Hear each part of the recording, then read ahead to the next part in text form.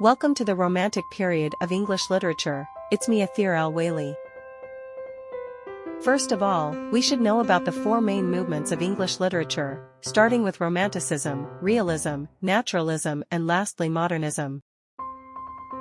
This video will mainly talk about the Romantic movement.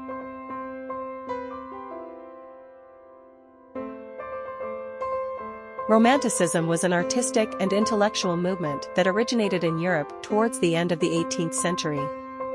Characterized by a heightened interest in nature and an emphasis on individual expression of emotion and imagination.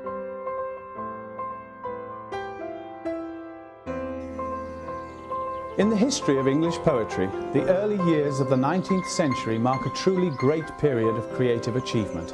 Here in the Lake District, William Wordsworth created poems that remain amongst the most famous in the English language. This wonderful scenery also inspired the works of Samuel Taylor Coleridge and Percy Bysshe Shelley. The works of these three men alone would represent a golden age, but the early 1800s also produced enduringly popular verses of John Keats and Lord Byron. Together, these five great masters defined England's poetic contribution to one of the most stimulating periods of European cultural history. They were the English poets of the Romantic Age.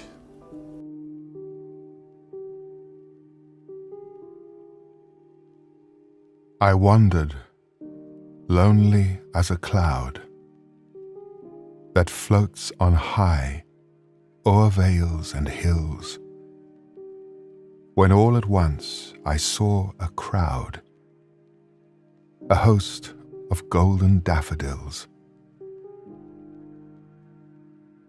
Beside the lake, beneath the trees, fluttering and dancing in the breeze, continuous as the stars that shine and twinkle on the Milky Way, they stretched in never-ending line along the margin of a bay.